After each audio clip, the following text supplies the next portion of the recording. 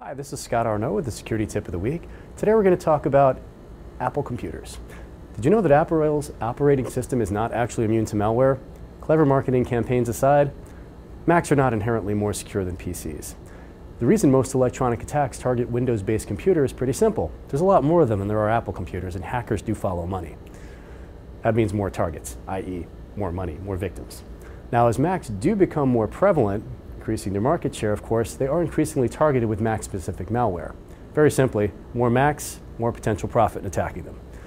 Now, one notable example which got a lot of press was in early 2012, something called the Flashback Trojan infected approximately 600,000 Mac computers. That's a pretty big number given how many Macs are out there versus how many Windows computers are out there.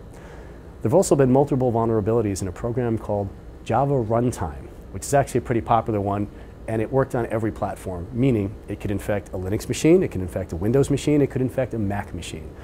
Now, most recently there was one in early 2013. There's also been a few of them in 2012 and earlier. So yes, the threat's there.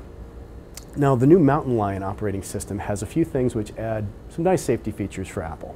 One is called Gatekeeper, which will set up basically digital signatures related to any program you would download, and you can have settings on your machine to only get the programs that come directly from Apple's Mac App Store itself, or ones that have been specifically approved by Mac, or if you want to, you can do any of them, which they don't suggest. There's also something called app sandboxing, which keeps the effects of any one app limited so that they hopefully won't infect other parts of the computer.